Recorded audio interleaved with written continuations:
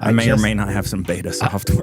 I just shared the most life-changing experience and nobody ever, heard it. and nobody heard it. So this is a tribute. This is not the greatest conversation ever had. This is a tribute. All right. Okay, we're back. Okay. Shit. And I think this is... They're back. Thank you. Yeah, Lisa Robertson joined, I know, a couple broadcasts ago, and that's when we had the bandwidth issue. Then I never saw her come back. I don't blame her. Thank you, Lisa. Okay. So. Thank you for being patient, Lisa. Yes. All right. Let's jump into gratitude. Okay. There we go. Now we're recording. Yeah. Man. Now we're good.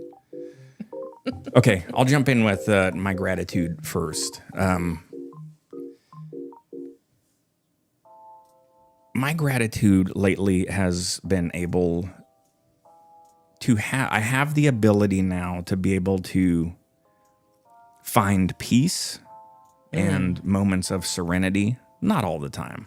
I'm still a fucking complete spaz with the majority of my daily output, but you know, I'm able to sit back at times and just relax and be comfortable.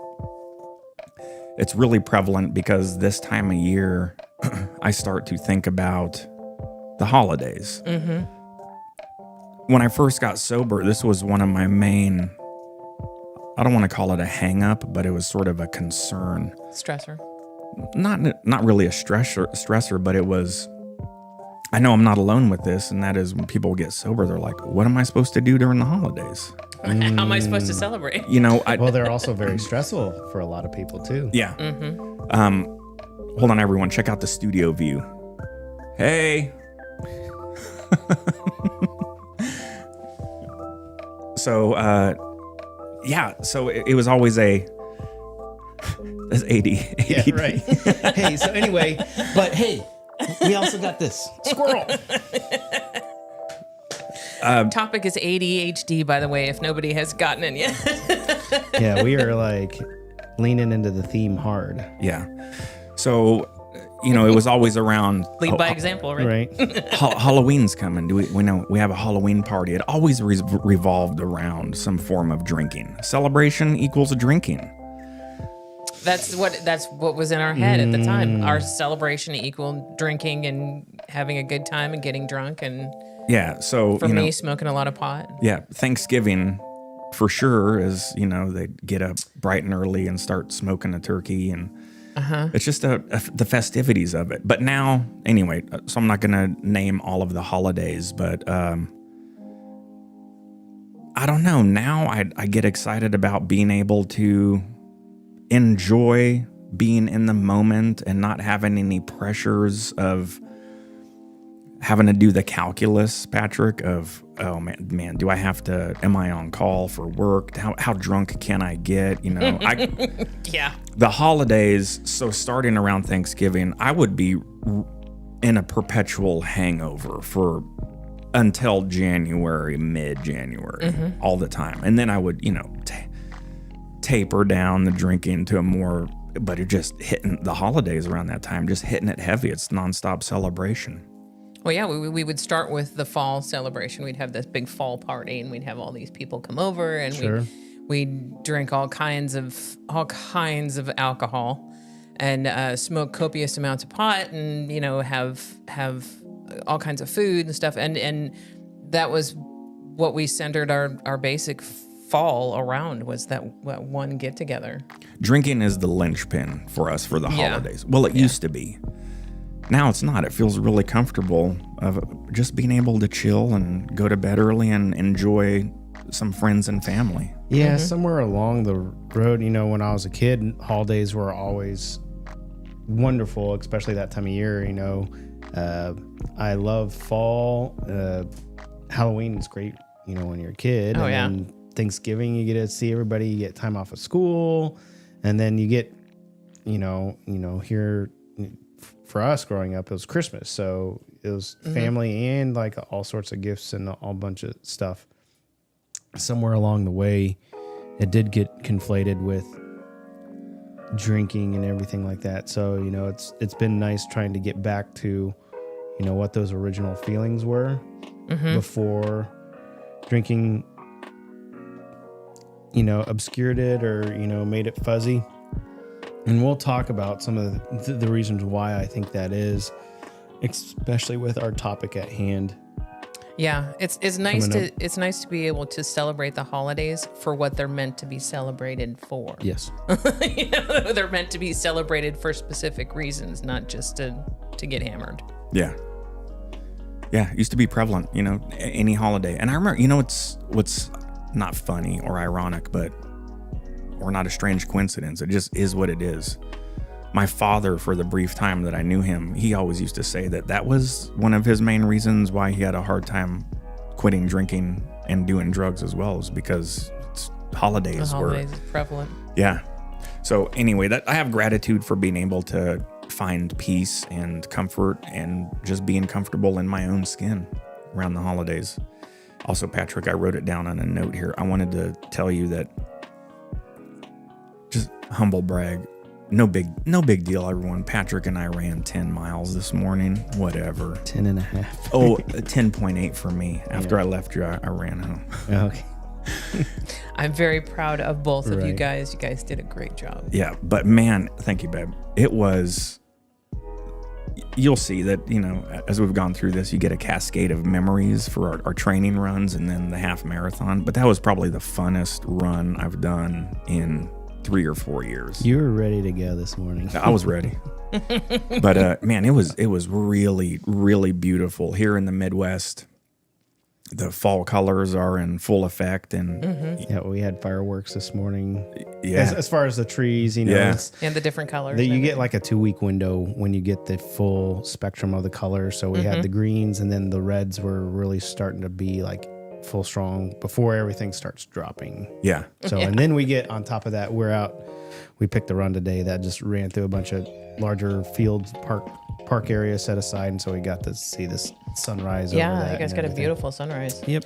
Yeah, but I found myself once again being able to be in the moment and enjoy, not think about where we're going and what's next, what's happening. So I got my whole list of ADD things I'll struggle with, but gratitude. I am very close to your gratitude. I'm very grateful for being able to accept me for me, to look in the mirror and say, you know what, it's okay. I'm okay. I'm a 52-year-old woman. I'm actually doing better than some of other 52-year-old women that I've seen on TV and in pictures and stuff. And I'm okay the way I am. I'm totally fine. I'm actually really healthy, and I am grateful to now be able to look in the mirror and appreciate me for who I am. I love that. Yeah, you are beautiful, babe. And Thank you. That's been a struggle for you for a lot of your adult life. My whole life. Yeah. When I was younger, I still do, but not as bad. I had really bad knock knees, and so I always thought I walked like a penguin or a duck or, stork. That's what it was. But, and I was very critical about myself. I would look in the mirror and criticize instead of look in the mirror and appreciate. And that was the main issue that I was having. I was looking at all of the beautiful women in magazines and on TV, and I would just denigrate myself and downgrade myself, even though I was 5'10" and I was really thin and I was athletic and I was, constantly doing sports and roller skating and all that kind of stuff. But I still saw myself as something completely different than what other people saw. And so it's nice to be able to look at myself in the mirror and think, you know what, I'm good. Yeah. And babe, I've noticed a marked improvement in your just overall demeanor. You've got a very consistent, now look, for the record, this didn't happen overnight one day. But, plus, I'm going through menopause, so I'm hormonal too. Yeah. But I've noticed you having a very consistent level of joy. It's helped that when I go to sleep, right before I go to sleep, I run through everything that I'm grateful for. Yeah. And I try to get into that space of when I was a kid, and I felt complete comfort and security, and I didn't have to worry about anything. And I try to get in that space to feel those emotions and to appreciate everything I have right before I drift off to sleep. And that in itself has helped tremendously. Love it. It's a good cue before your brain goes on autopilot and starts playing those. Yes, if I don't do that now, the dreams that I have are horrendous. They're just horrible. You spent decades training your brain to try and think a certain way, so it's going to take time. But giving those cues beforehand is very important. Yeah. Very beneficial. Yep. Very nice, babe. What are you? How's your gratitude? My gratitude lies with patience and meaning the sentiment of like learning to trust the process. Patience is one of those muscles that was always hard for me to learn because it takes patience to learn patience. Delayed gratification, right? And that sense of urgency is always run strong with addicts and those with ADHD and everything like that. Like you just want to be at the end of the race. You don't want to go through the race. You just want to get through it. And learning to just enjoy, trust the process, right? And knowing that there's this idea, Atomic Habits is a really fun book by James Clear. And he speaks of this idea of 1% better every day. Meaning like if you were to just increase 1% better every day, you have like a compounding interest of growth rather than saying like, I need to be twice as fast tomorrow. Right. And so it's almost as an insignificant gain, but over the longer period of time is where that benefit comes from. And that's what I'm trying to say with patience is, in sobriety, nobody wants to come and say like, it's very scary at the beginning. If you begin to think of, am I quitting drinking forever?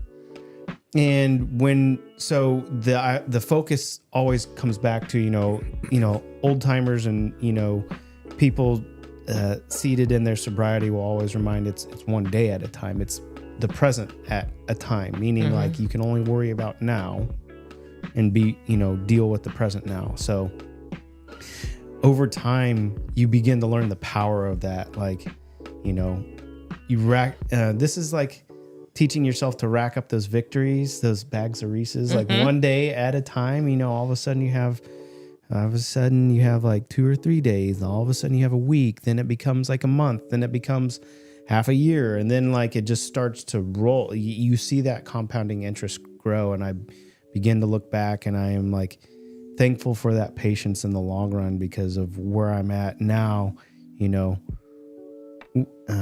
No one raindrop blames itself for the flood, and I look back and I see many, many hard days that I've had. I've had very many good days, but ultimately the thread that pulls is that, patience, just learning how to deal with one day at a time has given me the gift of the multiple years that I've had so far. That's a good one. It is.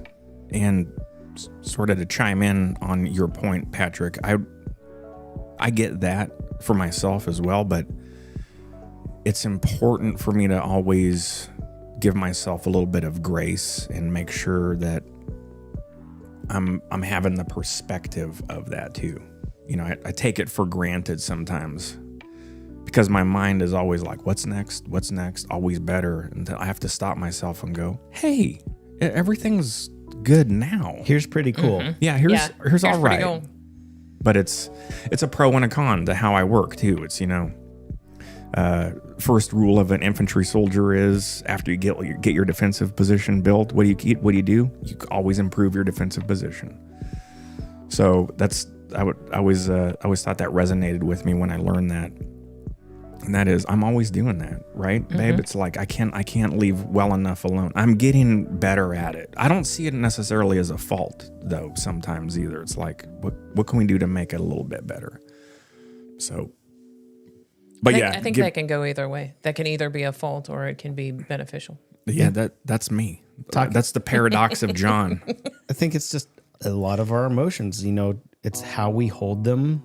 Very much we talk about the middle way in a lot of aspects. It's how we hold and attach ourselves to these sentiments, And then there's simple items of thought, like, if you're talking about always improving defensive position in just that realm, there becomes a point of, where you're not going to see a return on investment, right? So you have to recognize, or the idea of Six Sigma, right? If you aim for 80% accuracy, whatever, and you try to refine your processes, eventually every time you improve your standard deviation of your Sigma, the return on investment gets so small, right? So doing it 6 iterations, they've determined is usually the average of where you get at. My point is that's a good practice, to continue to improve, but there becomes like a threshold of like learning to be okay with where you're at and knowing that, too much further is not going to get you there. And there's other areas to expand and learn. I also liked what you said about accepting the process, or as I would like to say, learning to enjoy the process. Yep. Because the process, it's not really the destination is important, but it's the whole journey that you go through to get to that destination, which is something that a lot of us just kind of rush through because we want to get to that destination. We don't really appreciate going through everything that we go through and giving ourselves grace for going through all that to get to where we ended up. I know that one takes practice. Yes. Mm-hmm. And I think with our topic, it's not as easy with people who have ADHD or ADD. Yeah, I'm ready to start linking up some of these themes, to what we're talking about with our gratitude. All right, let's go. All right, so I'll kick it off. We're going to talk about ADHD and ADD, attention deficit hyperactive disorder. Yes, and yes. Or ADD, attention deficit disorder. Yes. So remember, as we get into this, it's important. This is something that I thought I had all my life until my psychiatrist is like, do you realize you got ADHD? I was like, no shit. Really? How much did this college degree cost you? I'm just kidding. That was very offensive. And water's wet. What else you got for me? Yeah. Doc? She was actually pretty good. I liked her. Right. It was, but it was very interesting conversation because, okay, I've got notes. So remember, as we talk about this, there's no one size fits all to ADD. Children have it in a different fashion. Some people grow out of it. Some people develop it later on in lives. A lot of psychiatrists now are saying that a good majority of ADD, ADHD is linked to childhood trauma as well.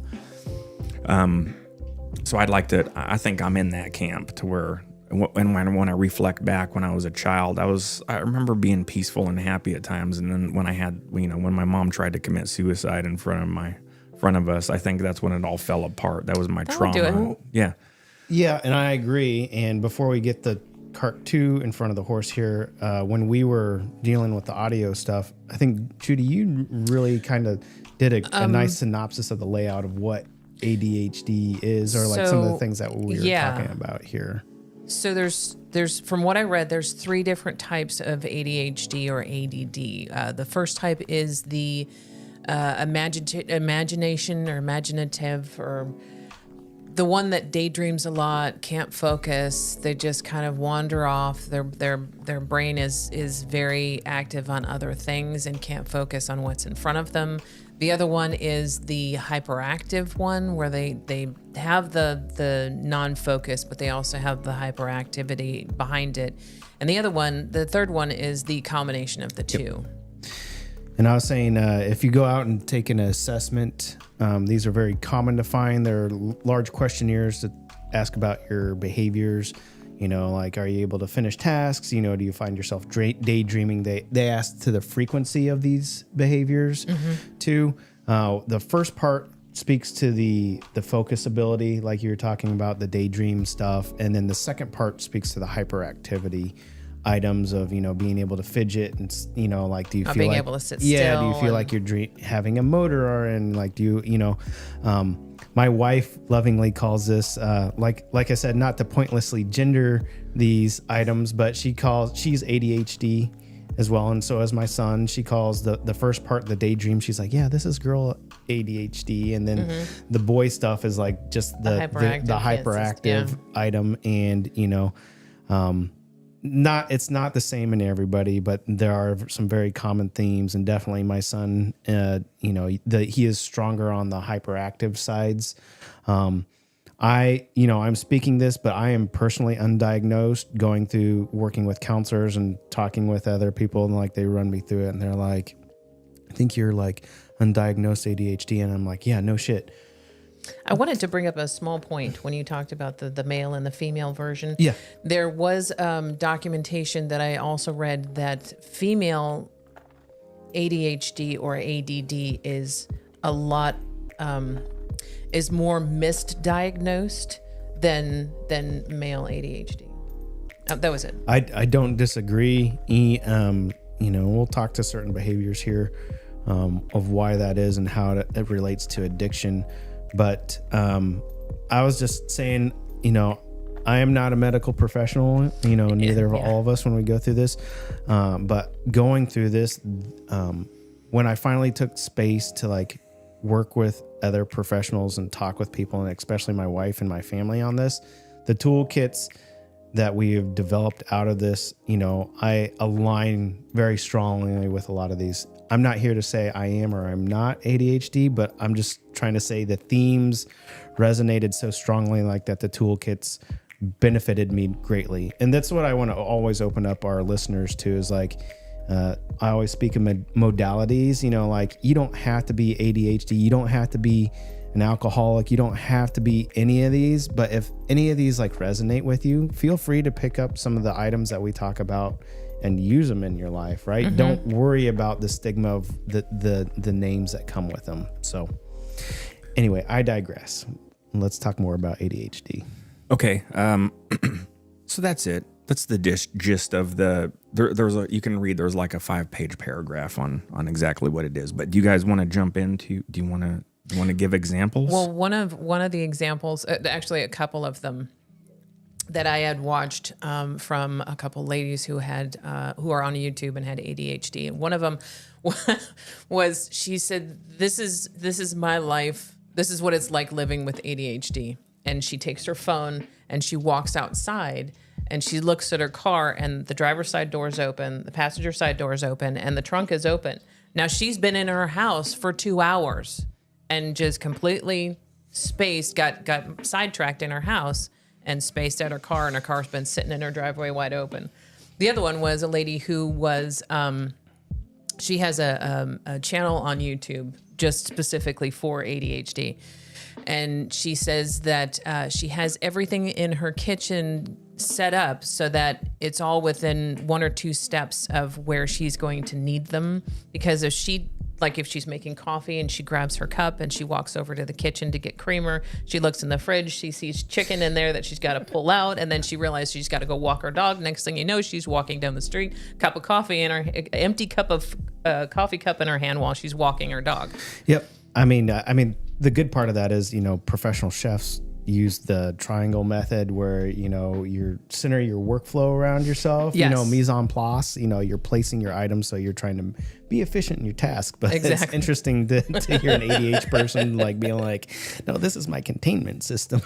Yeah. She will completely lose track of what's going on, or her brain gets sidetracked with everything else that is going on around her. And if she walks more than 2 steps away from what she was doing, her brain will turn that off and turn on something over here, and then something over here, and then something over here. And she can have 5 tasks open and going at one time and not finish a one. Yep. Talking about these behaviors, I want to kind of set the stage here on what kind of this is and how it's approached. It's interesting, and this is very near and dear to my heart about addicts. Dr. Gabor Mate, has written a book specifically on ADHD and these behaviors, and he's also one of the premier physicians around addiction behaviors as well. Mm-hmm. He notes that like 40% of alcoholics are either diagnosed ADHD people. This is diagnosed. and there's much more that may be undiagnosed. Same with especially drugs like meth and cocaine, heroin. Yep. These specifically, and he goes on to specifically say, even the pharmacological items used to help correct some of these behaviors, methylphenidate, like these are very, they are very similar to the other drugs that ADHD people get addicted to, because at its core is, either very early in childhood or in the womb, the body has, we have basically discombobulated dopamine regulation. At the core of this, either the inability to focus or the hyperactivity is regulation deficiency. And addiction is an escape from stressors. Yep. At its very core, it just manifests itself in very, particular behaviors and certain ways. But there's an important stat that I want to share quickly from the book. This is in the realm of hungry ghosts. I reference this quite a lot. This is a very good book by Gabor Mate, but he says people with ADHD are twice as likely as others to fall into substance abuse and nearly 4 times as likely as others to move from alcohol to other psychoactive drugs. People with ADHD are also more likely to smoke, to gamble, and to have any number of addictive behaviors. Oh, for sure. And so he talks about this being having the predisposition for addiction, like this motor of wanting to escape stressors is developed very, very early in us. And why it may be hereditary, that gives us the predisposition. It doesn't give us the predetermination, though. Right.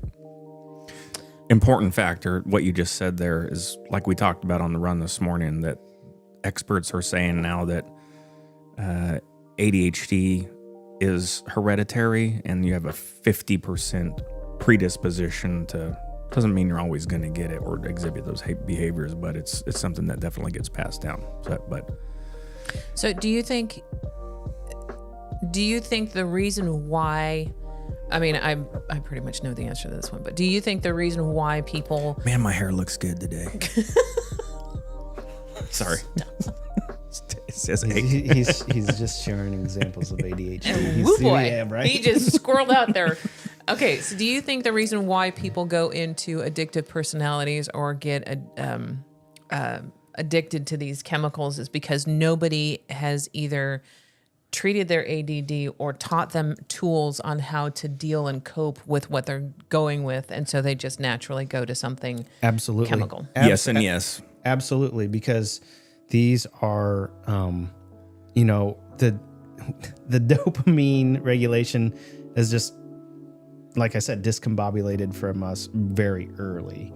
And so dealing with these behaviors is so hard to deal with. He talks about it's even worse in the throes of addiction, because when you're trying to treat people with these behaviors, they may be under the influence of the drugs themselves, and they are reflective of this behavior as well. Mm-hmm. Yeah. Okay. And so it takes so much time to tease that out and parse that out, because even if you're trying to address the addiction, there are other things with somebody with ADHD, either undiagnosed and is addicted to cocaine or meth, you're gonna have a hard time parsing out the chemical behaviors of the person and what the substance has created as well. Right. I'm going to chime in and give some examples about me, and then I'll circle back. I was going to ask you if you could explain the paralysis. Yes. So my 2 behaviors that I have with the ADHD is they go from both sides of the spectrum pretty drastically, and that is I get the paralysis and I get the hyperfocus, the hypervigilance. So the examples that I put for myself as I was thinking through this is that everything distracts me. So this is what, I always joke, like people are like, John, just chill out, bro. Go with the go with the flow, man. I'm like, I don't know what, I can't. Believe me, I wish I could, because I really enjoy having that peace.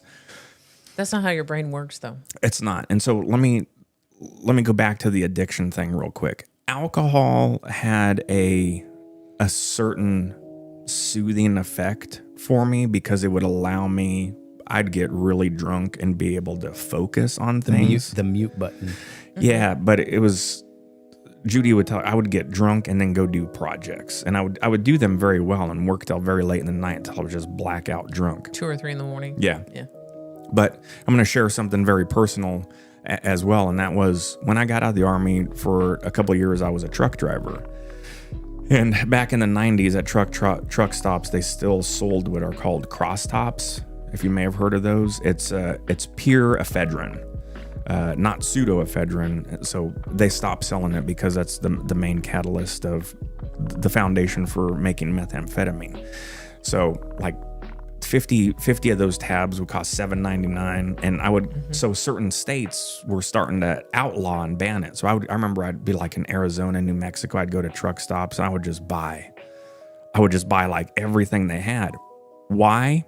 Well, because the first time I tried it, I did it because I was extremely tired. Yeah, this is what truck drivers do. They have to drive a lot, so they get tired. So I took a couple, and it made me really energized. Not like caffeine, but like in a really good way. And then I found myself taking like 5, 7 at a time. And I tell you what, the high that I would get from that, number one, I had a crazy amount of energy. But for a person with ADHD, it is such a wild stimulant that I was completely calm and focused. That's so I know I've known all of my life, my adult life, especially, with drugs and alcohol, that if I were to ever even taste a high of methamphetamine or cocaine, that'd be it.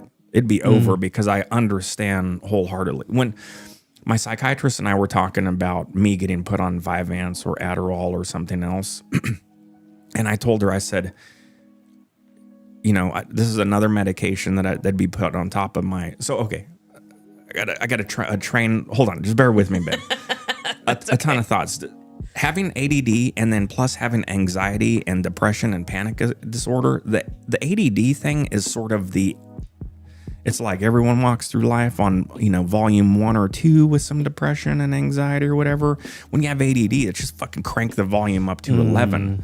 Because so it exacerbates. Oh, 100%, because it's I'm anxious. Let me calm down. Let me relax. But the fucking clown show of thoughts is like, no, what about this? What about this?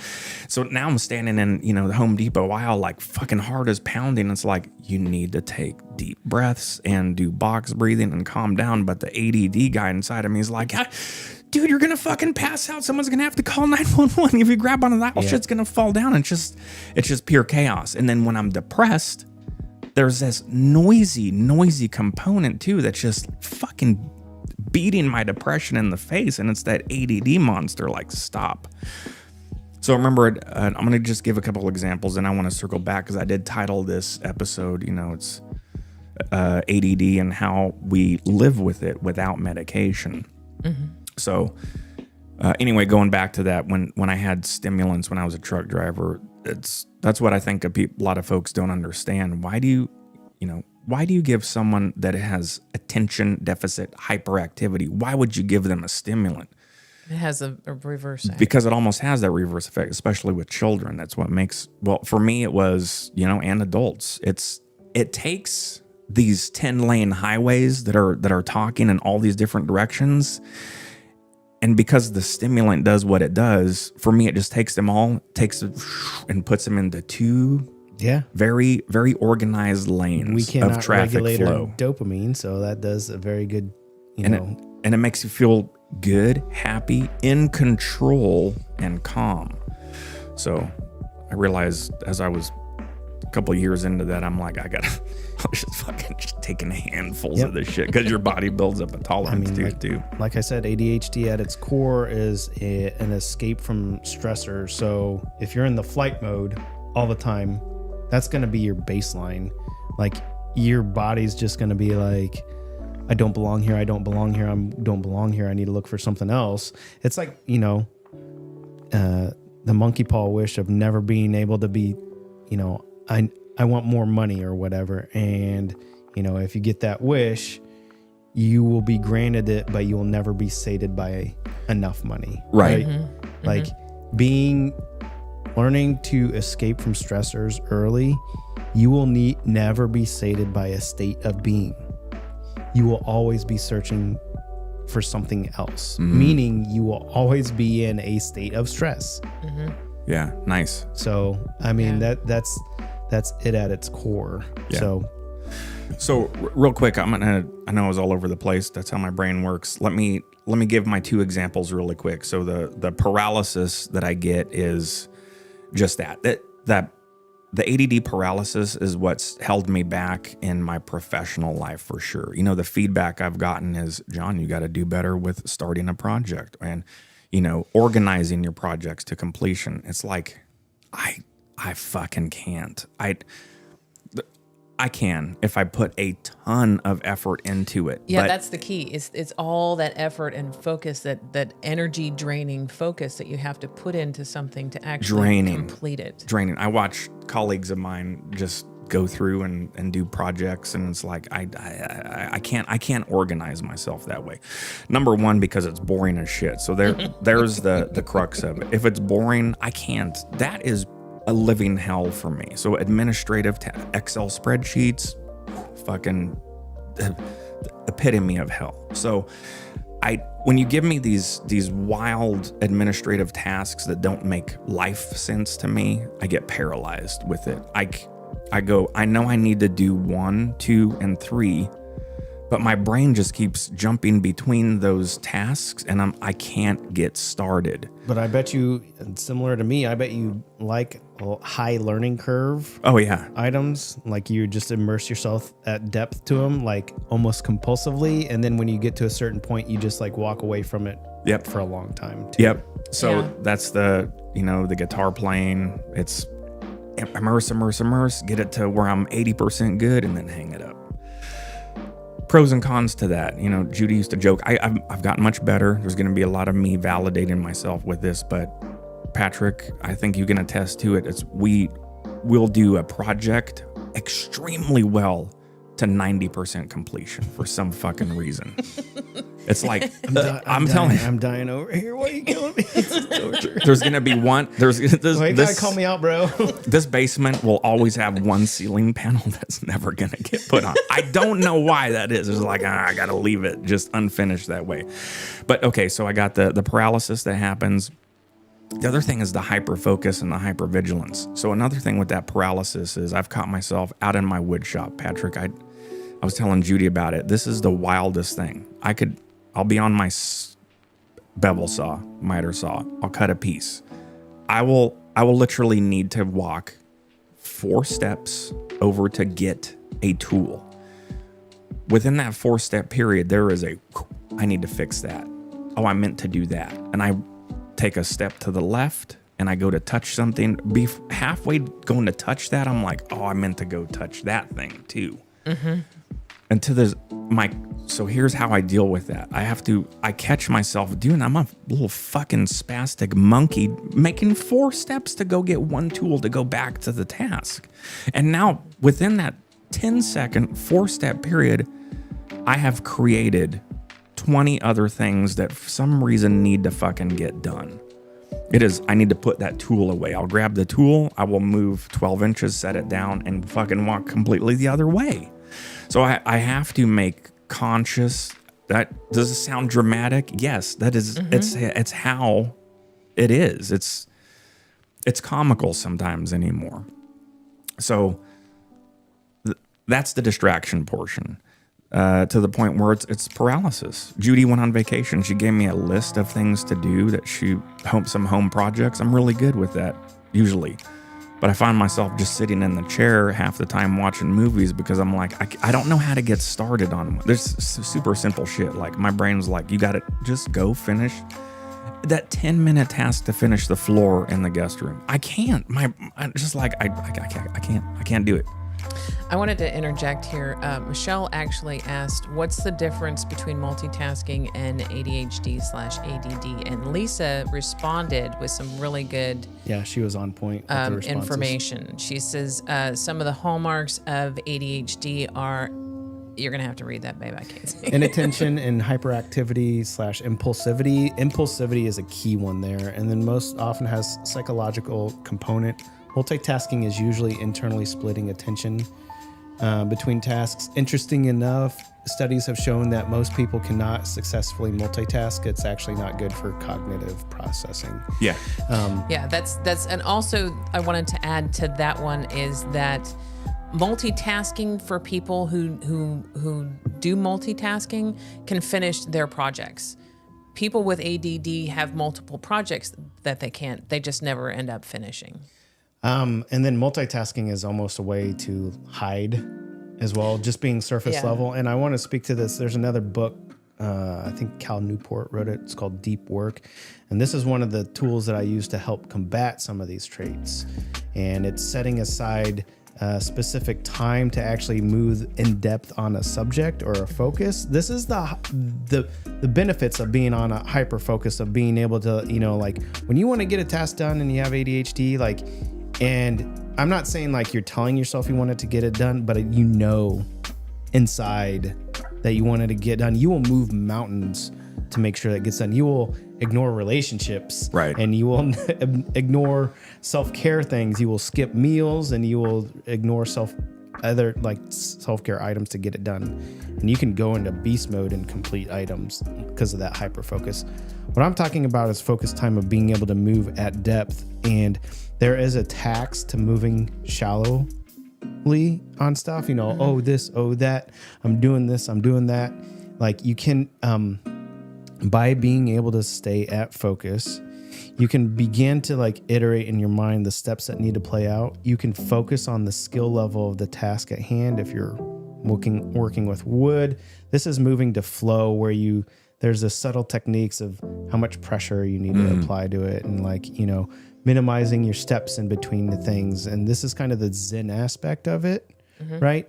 So this is that deep focus, and it is a muscle too. Like learning to train yourself to get to deep focus. If you're used to just going bing bing bing bing bing bing, you're not going to be able to say like I'm going to sit down for 4 hours and be a wood carving master. Like these are items that you have to set aside time for to move to deep focus, and this includes eliminating other stimulus, like setting your electronics to the side where you can't reach them, not being interrupted, if you live with for us in a family of ADHD people, like learning to set aside and say like, hey, I need some time to focus on this. If you need to bring something to my attention, I would love to be able to do so at a later time. Right? So blocking out time for focus on tasks is good. I'm not saying you will get that tasks done, but learning to embrace the fact that protecting that time is part of the discipline there to help with that. Yes. I wanted to give an example. Wait, I haven't gotten on my I'm sorry. list. I'm so distracted. You guys have not let me finish my list. We've squirreled out. Just no. Just the one last thing, and so that's the paralysis that I talked about. The hyper focus and hypervigilance. To your point, Patrick, Judy's seen me do that. I do that very well. A technical manual, I can read that. Novels, I try to read. I have to read the first page like 30 times over and over because halfway, the retention isn't there. But technical stuff and building things, I get way into that. I don't know. That's my attraction to it. The hypervigilance portion, which is completely opposite of the paralysis, is a good example. And I told you this morning, Patrick, the last movie Judy and I went to go see was Wolverine. Because I have such a deep desire to sit in a movie theater and get immersed in it. But my brain, so the first time I hear someone texting or talking, or this guy, unwrapping his food and fucking crunching popcorn, and my brain immediately goes, no immersion in this movie. We're going to shift all energy to seeking out any noise now that's going on around you. to the point now where it gets wildly distracting because my other pet peeve is, free range fucking rude people in society.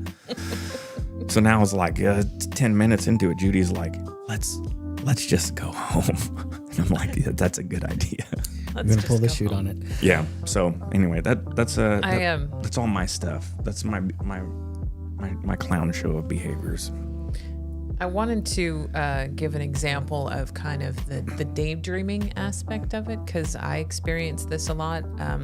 One example is having a conversation with somebody and not hearing a word, staring right at them, and they're talking to you and not really hearing a word that they're saying. You're focusing on the little piece of lint that's on their shoulder, or you're focusing on how you're standing or how they're standing, or you're focusing on the fly that's flying around the room, or you're focusing, you have focused on everything else that's around because your brain is not focusing on what they're trying to tell you. And this I have trouble with, because my brain does this all the time. I focus on 10,000 other little things that are going on, micro little things that are going on, and forget the conversation. Their voice becomes the parents from Peanuts at that point. Yeah, that's exactly what happens. And I've had that ever since I was a little girl. I can remember playing soccer, little pee-wee soccer, and the coach is talking to me, and all I could focus on was that his breath smelled like broccoli. And that's the only thing that I remember.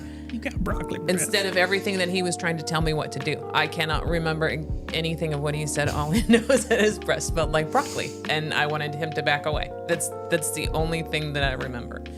So I mean I can zone out at the drop of a hat. So it takes me a lot of focus, a lot of energy to focus on a conversation and retain what is being said to me, instead of just allowing my brain to wander off. Yeah. Two items that these are very apparent in the dynamic of my family, and there's two items that help us deal with that. To yours, I don't know how many times I'd try and get down and talk with Flynn on his level and go through like this is why we do this, and this is, and he'll just be like, and like looking and the motor's going, and then I get done and he's like, you have a booger hanging in it. I'm like, all right, Did cool. not hear a word you said. The point with that one is, or even between me and my wife, like I would be working on something and I just come barging into a room and I'd be like, did you see this and this and this and this and this? And there's this point that we call a transition period, and it works really well with kids. It's like, when we tell them like, hey, soccer practice is at 5:30 tonight, and you tell them that earlier in the day, and then I'm working, maybe running a little late, and I come upstairs at 5:15, and I have to be like, why isn't everybody ready? You should know this, because in my mind I've been so like I have cued that and focused on it. Yeah. The point with the kids, and I have to learn to do this with my wife, and my wife has learned to do this with me. Like, if we have something, or like they may not be in the same state of mind that you are. They are not in the same state of focus, and they are not in the same state of obsessive control of the situation. So you have to learn to transition into that, like giving cues, like, and it sucks sometimes because it's got to be like, you got to set yourself up for success. If soccer practice is coming, like, oh, it's 5:00. Hey, Flynn, can you finish what you're working on? Pick one last thing to do. And then, you have to parse it out and then begin to get your clothes on. And then it's, all right, shin guards and socks, and then cleats, and then your water bottle. And then, so it's the repetition of that. He's a kid. He's in soccer for the first time. He's not going to instinctively remember to do that every week. The kid was just, he already forgot what he ate for lunch, right? So it's going to take time. Same thing with me and my wife on stuff, so routine is big for the kids on help. And then, like I said, transition periods if you're not in that. The other thing that helps with the daydream stuff, and I think this is very important, as much as that we want to be task oriented and I got to finish this and I got to do this, and I sit and I pick up my tools. I'm like, oh, I need to go fix this. I have learned that I have talked about the ability for deep focus and protecting the time. likewise is just for the time for ideation. When you set aside a time for ideation, because like this is like leaning into a strength of our multitask. If the hyper focus is one thing and learning how to get to flow is beneficial in a healthy manner, so is the ability to jump from item to item. And this is where I would say like ideation is so wonderful. Like stop trying to live by everybody else's rules and that you have to complete a task. I call it puttering. Oh, I'm a big putter. I just love like. So is Michelle. There's a point where you're gonna like. It's okay. The job is to like just hang out in the garage and like either tidy up, and you'll think of like, begin to do something for 5 minutes, and it's okay that you're moving from task to task to task, because through that there may be days where I'm strong on the ADHD. I'm like, I gotta start this task, I gotta start this task, and I feel like the end of the day, and I'm like, shit, I just started 15 tasks and they're nowhere near to completion. What that does is like, if you give yourself space for that ideation, you learn to become more efficient on either certain tasks or become, that's a process of learning. And then the other is you get a sense of priority and weight of effort for those. Only until we begin to engage on those activities where we truly understand the amount of effort to complete them, it's okay to start a task and say, I'm not up for completing this. I'm going to set this down knowing that there's other tasks available. So give your time the space to just learn, putter, and fidget around, because I love that about ADHD sometimes, like the fact that you can just be like, this item, this item, this item, this item, but give yourself the space for it. Don't try and like worry about not completing it or whatever, so the more you learn to live with it and deal with those cues and regulations, and this is why, I took issue with the fact that you posted the thumbnail was the no medication item, because my son and my wife are on medication for this, and I think that can be very important. But Gabor Mate directly calls out, at no point will pharmacological solutions alone work, period. You have to develop the toolkits with this. And this is part of it, learning our behaviors, and I talked about this. I am undiagnosed, but learning the toolkits and the cues to it, knowing that I'm like, oh, hey, I'm being hyper focused right now, or hey, I am being, like I feel like I got a motor. So,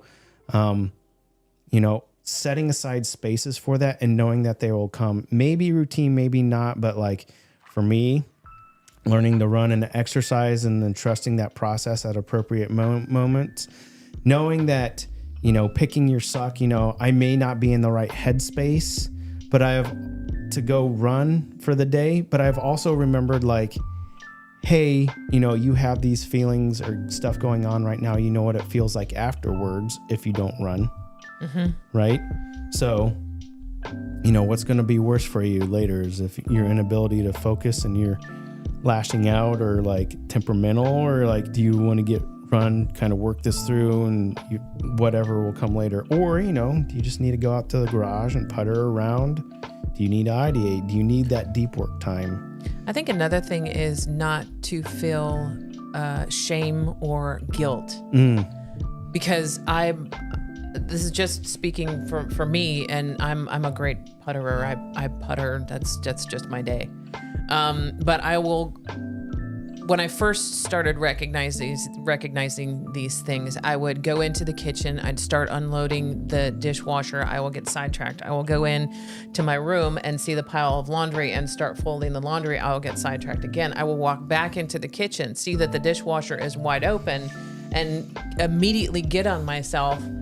Why did I just leave? I knew I had to do that. Why couldn't I just finish and do that? And I think that is one of the main things that helps with dealing with these things, is to not feel that shame and guilt that you put on yourself for not completing something. Yeah. And not feeling like you're less of a person or you're broken because you cannot work the same way other people work or complete Yeah, things that's that other important. people can complete. I think Well, Patrick, I wasn't. If you You got to tell me if I make a thumbnail that you take offense to, so I could adjust it. I think that was important that you put up because, there's many people who feel very similarly, and I always want to talk about like the modality of this stuff, right? Yeah. And the in between, because I don't want to discourage. I will say when we worked with our, Flynn's primary, I was also like, do I want to put them on this? Because I've also grown up in the generation where I felt like in the 80s, like they were handing ADHD or ADD diagnosis out, and everybody's like, you're on Ritalin, and I knew a lot of people on it, and I had a lot of interaction with that, but it felt like there wasn't any of the other support for developing the items for it. Like it felt like it was, like, all right, you're on this medication now. They didn't have that hand in hand, that prescription and therapy or other teachings that you can do. It's like saying like, here's your ephedrine to like to focus, right? Yeah, right. This will make you focus better, and of course it will, but it doesn't give them the tools to deal with the underlying cause, which I'm super thankful that Judy brought that up. It was like when I'm talking about when you're doing the puttering and you open up the dishwasher, there's a part of us that are like, I need to fix this. I need to improve my defensive position.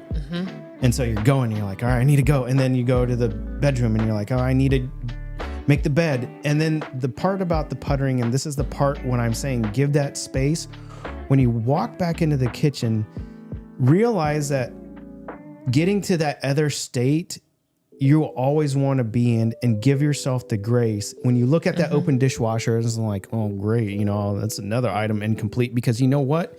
Your inside is going to do, and you're like, well, you know what? The laundry room needs attention, or, you're going to find that next task. Yeah, or you're going to find that next task that you started that you never finished. Yeah, so when you come back to that open dishwasher, you say, hey, self, I appreciate you trying to get on that and, make sure that we were taking care of items. Yeah. I know. I understand. Instead of, oh my gosh, I'm broken, I can't do things like other people can do. Right. You know what? Maybe I'll take a few minutes to just wrap this up, and that's okay. And it didn't go perfectly. So this is a part of executive function of ADHD that really resides with, people get scared of completing a project because we will either be judged on it, or it didn't come out how we wanted to, or our defensive position wasn't improved how we wanted to. This is part of that iterative process of puttering that we learn to begin to accept, like, hey, self, you started it. You didn't complete it. It's all right. But we'll get it to a point where, I'll leave the silverware in there. And if it runs again, guess what? It runs again. It's okay. It's okay. I've learned to just walk in there and go, whoops, and then just finish the task. Yeah. Uh-oh. Forgot that. Thank you, self, for leaving a lovely reminder of the door being open. Because if I shut it, I wouldn't have remembered. I would have never remembered. To the lady about leaving the car door open. Thank you, self, for leaving such an obvious statement that this task is incomplete.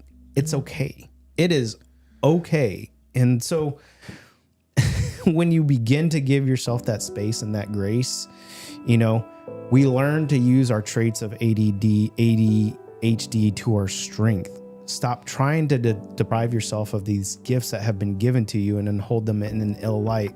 Let's learn to strengthen them in a healthy manner, because they're going to be with you for the rest of your life. Yeah. I love that. That's very well said. Just to be clear, though, Patrick, there's nothing wrong with medication. I was just trying to paint a picture that us three are examples of folks that have learned, especially with helping each other, to adopt skills to get us through this. But I like how this conversation has turned out, in the sense that I've learned that I got to do better with that and give myself, because there is the what the fuck did you do that for? There's an instant beration that happens. Now, being able to give space and grace for all of that, that's nice. But circling all the way back to the beginning, where that doesn't happen? In the professional workplace. Because We are output driven, right? Yes. And I could spend a Product long driven, time speaking about that, of like trying to challenge that in the workspace, because, there's a lot there, and there's a lot of other societal things that reinforce this behavior. There's a reason why these are deep-seated stressors in our culture and our society, and that they appear over and over, and it's increasing over a generational thing. There's going to be people that are going to be like, well, we didn't have the ADHD when we were kids. Well, there's a lot of misdiagnosed, right? But it has also compounded over the advent of technology and ability to split attention and the increased stressors with it. There's a reason why addiction is on the rise on all that stuff, and self-medication is on the rise as well, because we are just learning to grapple with these types of concepts as a society. Yeah. And when it first came out in the 80s, you were looked at as if you had a disease if you had ADD. So there was a lot of people who didn't come out and say, I've got these issues. They just didn't complete their homework assignments and didn't complete other stuff. And these are really, really smart people, very intelligent people, but they just couldn't focus the way other people could. Sure. Yeah. There's a lot of professionals that deal with this, and a lot of celebrity. Stephen King, he's got it real bad. In fact, some of his best books that he wrote, he was drunk and high on cocaine. He had a really bad cocaine addiction. I mean, I'll go back to the stats that I shared about, being twice as likely for, some other chemical addiction. And like, it's no joke, because, it's a motor that constantly goes. It's underpinning our behavior from the very beginning, right? We're always seeking out. And it's confusing a lot of times growing up, with all that. And you made a good point of like,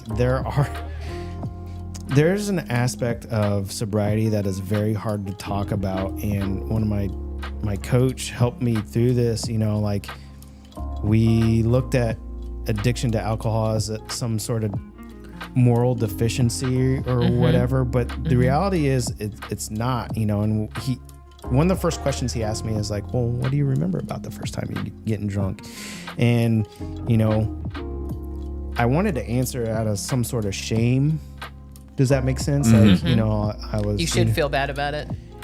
And he was like, no, there was something else, because that can often reveal what we are self-medicating for, right? He's like, he goes, there's some aspect that felt good and that you kept coming back to it. And that doesn't mean that it's bad, right? Like there just may be no other solution for some of these people seeking this. The point is that it pointed to what we were trying to escape from or trying to learn to process. Right? It made me feel good because I could cut loose and do all these things. Or I could focus better, or I could focus better, so that's why I'm trying to say like pharmacological solutions need to be paired with either counseling and other tools to help work through it. Same with how we deal with alcohol, or any addictive behaviors. There is something there that we're pairing that with or trying to escape from. And alcohol itself is neither good nor bad. It's just a chemical that tends to fuck with us, right? Yeah. There are people that can use it without addictive habits forming. There's those Sarahs out there. But at the same time, I would challenge to say like, to be a little bit more introspective about it. And when my coach challenged me on that, I was very grateful for that, because, I was able to answer like, yeah, there was a lot of, I feel nostalgic about certain items in my early years about getting drunk. And he was trying to tell me it wasn't the alcohol that you were nostalgic for. It was the fact that you were shedding some expectations and aligning your behavior with what you wanted to do inside, right? Like I was being crazy when I wanted to do this. He's like, it wasn't alcohol liberating you. It was you dropping those expectations, and we just have to learn to do that without alcohol, right? Interesting. We could open a whole bunch more stuff on this topic. Yeah. It went quickly. We went over. Feels like we just started. I know. Okay. Well, let's we got to wrap it up. Well, let's wrap it up. Okay. Next week. Next week, we are going to get into the power of addiction. And the addiction of power. Yes. All right. All right. I thought you were going to wrap it up. Done, done diddly done. Yeah. Man, I feel like we just started to unpack that too. Well, we can always revisit it too. I mean, it's a very common theme, and like I said, it's hard for a lot of people, and I personally feel that's what drives a lot of self-medicating behaviors and stuff. And it's so hard to diagnose. You know, we only talked about the diagnosed aspects of these behaviors. You know, there's a lot of undiagnosed people that, you know, go out there, and this is access to, you know, the medical structure of our society, and then also what's been ingrained into us culturally at work, being output driven, you know, like, and just general societal stuff, like being an alcoholic means you can't control it, or like you're not man enough to handle your drinks, right? You know, like the inability to self-regulate is a moral deficiency, you know, is the stigma. Mental health is the inability to do X, Y, and Z in a series of lifelong bad decisions. That is the furthest thing from the truth, and we just need to continue to talk about that and cultivate interest around that. Right. Yeah. Yeah. Lisa said, good to see y'all. Have a good weekend. Thank you, Lisa, for tuning in. We appreciate it. Thank you, everybody, for tuning in. Okay, join us next week. We are going to talk about the power of addiction and the addiction of power.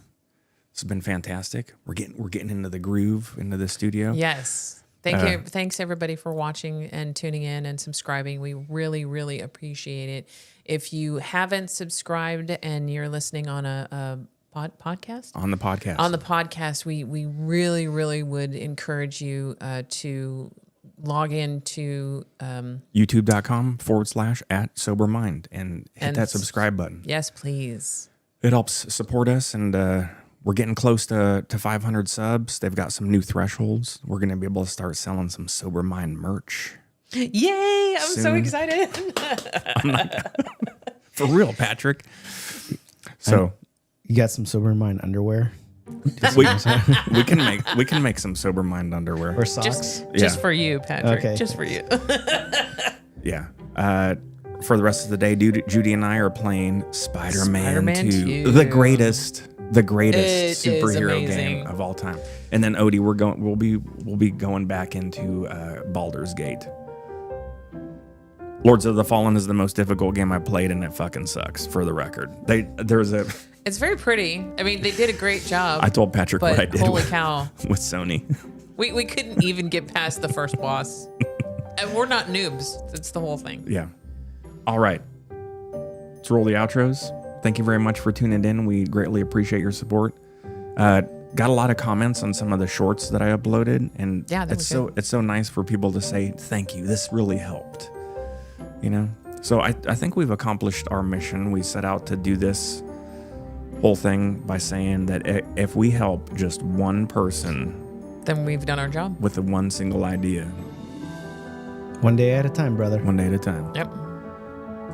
If you or someone you know is struggling with mental health, please contact the Suicide and Crisis Hotline at 988.